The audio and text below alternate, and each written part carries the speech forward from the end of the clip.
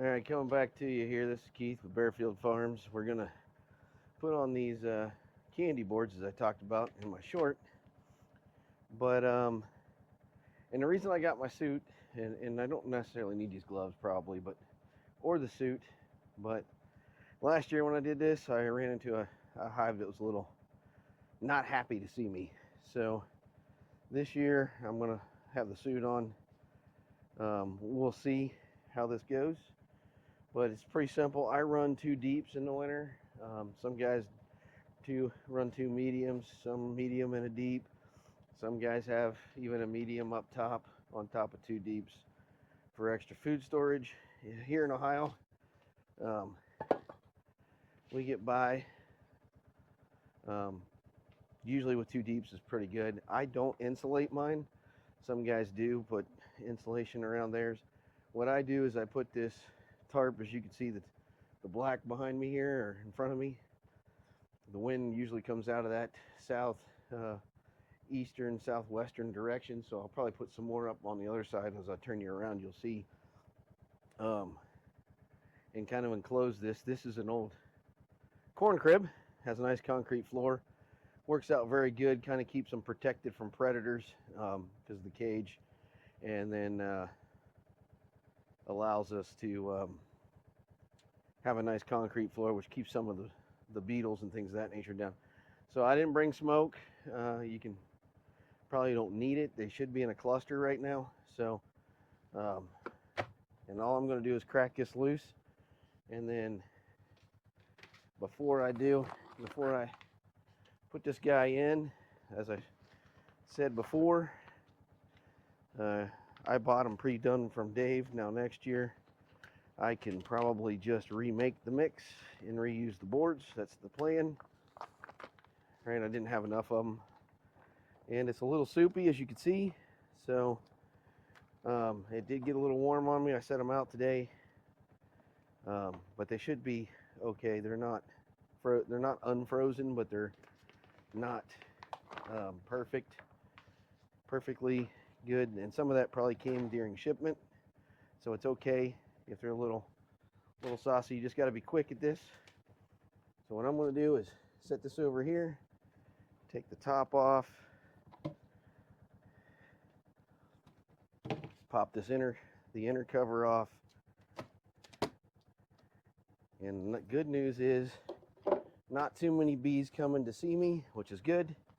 And then I'm just going to do a quick flip. Put that on top right there, silver side up, because they got to be able to get to that goodness, right? You don't need your inner cover anymore. So you can take that guy away and then put that back on top. And it's just like you were never here. Put your brick on top. Voila, right? So we can move to the next one. Hopefully it'll work exactly the same as that, right? Is no bees come out and attack us, but it's always better to be a little safe this time of year with bees, because if they do come to attack, they really mean it this time of year with it being cold. So pop this guy off. Again, oh, there's a hive beetle that's dead now, right? Check in here. It's probably not a hive beetle. Actually, come to look at it, it's those stupid beetles that look like ladybugs. Actually, that's what it looks like it was. Either way, I crushed it. We'll take this inner cover loose. Actually, I should have slit this board open first, so I'm open a little longer than I wanted to be, but should be all right. Just slice this guy. Take this guy out of here. Have him ready to go would have been nice. Again, take this inner cover off, and there's a few bees coming to take a peek. They're like, what the devil are you doing this time of year? Don't you know, Keith, to leave us alone? Yes, I do. Close them right back up like that. give them a good, put that guy back on top of there. Put this brick back on top of there. And they should be good. So we'll just rinse and repeat that one more time, 2 more times in here, because I'm going to take one with it. I have a couple over here that you can still see. Now these got a little sun on them, so they may be a little more active, but you can see this has got holes in the top. These are quilt boxes. That's the old, I did that for a year or so, and then David Burns kind of talked really highly of this, and I tried it, and it was very successful, my first attempt, so I decided to go with a bunch more of these, and then from here on out, this is probably what I'll do, because you can mix this stuff up and have it ready to go if you got the boards already. And what I'll probably do is build a couple boards, very similar, and then that way I'll have a few spares, so I can have them already in the freezer frozen, ready to go, so I don't have to keep going around looking for, you know, if they're out. So where'd my hive tool go?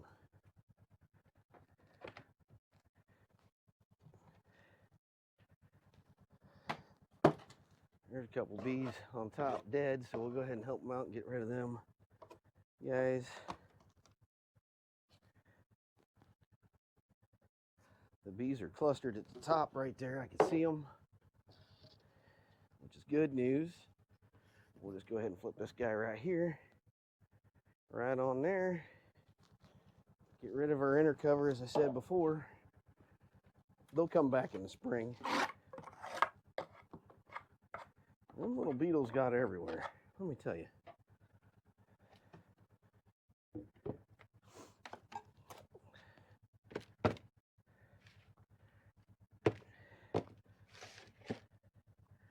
Now this one has the quilt box on it.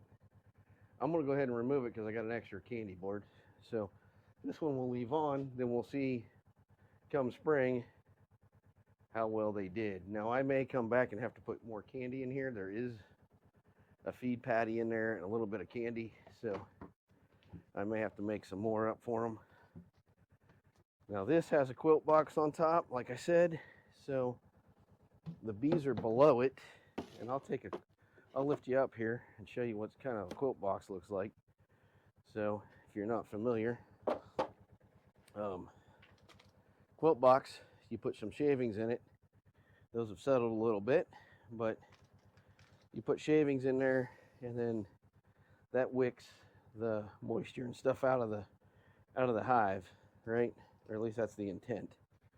Now the advantage to the sugar boards is it's got food, and as part of it, but it takes the moisture that's in the hive into the sugar. So, or at least in theory, right?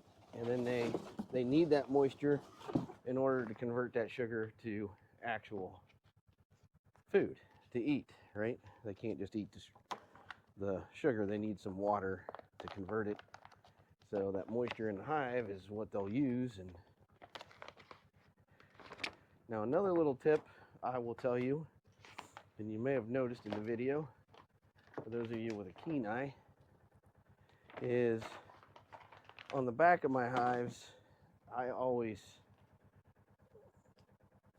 put a board in here, and some of them are a little higher than others, but the idea is the back of the hive is sitting on a board, and it tips it forward so that any excess moisture is at least running to the front, and the bees can deal with it down there and get it out where it's not dripping on them per se, right? So we'll hurry up and get this one here flipped. We'll take this guy right here loose, and they proposalized that one pretty good. Now they are up there on that, so I may just leave that one alone and let that roll. Since there's a bunch of bees in there, I'm not going to disturb them. I'm going to let that go. So I will put that guy back the way it was. You guys saw that too, right? You saw the bees in there. I'm not going to open it up again. They're eating that, so they are doing a good job. We'll take that one that I opened and put on the hive that's out here. So we got a hive that's out here. If you see out there, that's got a single deep on it, and I think maybe a quilt box, but we'll see. Okay, so we're over here at the hive that's in the sun. This hive was a swarm catch, and then the queen ended up dying, and I replaced the queen, but they never really did excellent, right? So, but they did get a good bit of the comb filled out and that, so that's kind of what you're after at least next year if you have to put a package in it. They're not starting from ground zero, right? And that's a head start for next year's bees if I have to make a hive, so to speak. But anyways, we'll take a peek in here real quick, see what we got. And a bunch of dead guys right here on the outside, so they may be pushing dead guys out. I don't see any guard bees at the gate, so that's not shocking this time of year. Getting rid of all the dead ones that were up there.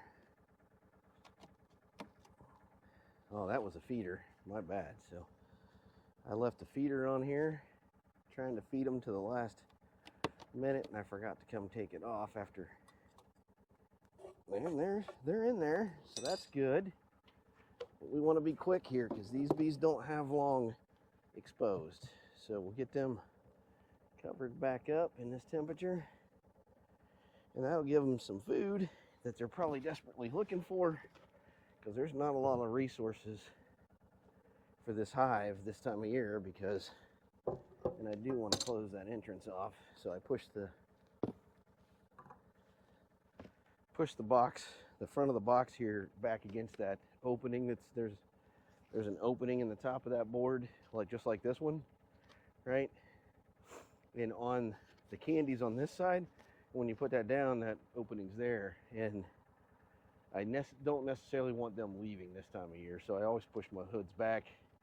Now, more towards spring, when the weather's starting to warm up and stay in the warmer temperatures, then I push it the other way so they can get out this top one. But it's good. We got the feeder off, so they won't have any reason to be cold, hopefully. And hopefully that food will help them sustain for a little while longer. So that extra one I got will probably have to come out here on this one late January, early February. So we got to find a good day then.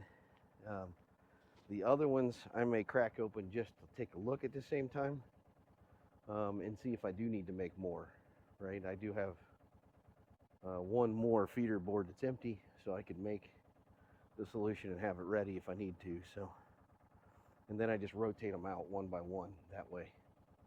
But thanks for joining. Like and subscribe if you like what we're doing. Today was the bees, of course. I'm going to go ahead and take this top off this suit because I don't think I need it on, but yeah, other than it helps with the temperature a little bit, I guess, keeps you warmer. Today was deer hunting, last day of deer hunting season, gun season in Ohio, so haven't heard too many shots today. I did not go. It's too busy working on the house, as you guys can probably tell with some of the other video I got going on. But I wanted to put this together for you all. So, wintertime bees. This is what you kind of got to do right before it gets real cold. Like I said, today, between 40 and 45 here in Ohio. So, And and you'll notice another thing I do. I got screen bottom boards.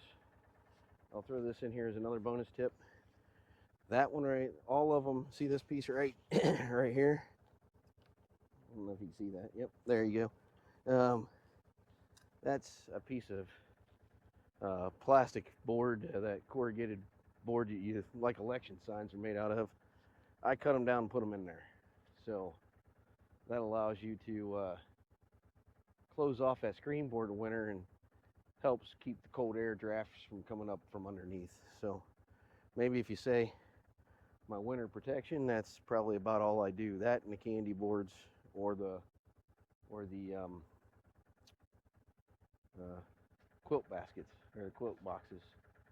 So let me know what you do in the comments. Like and subscribe, like I said.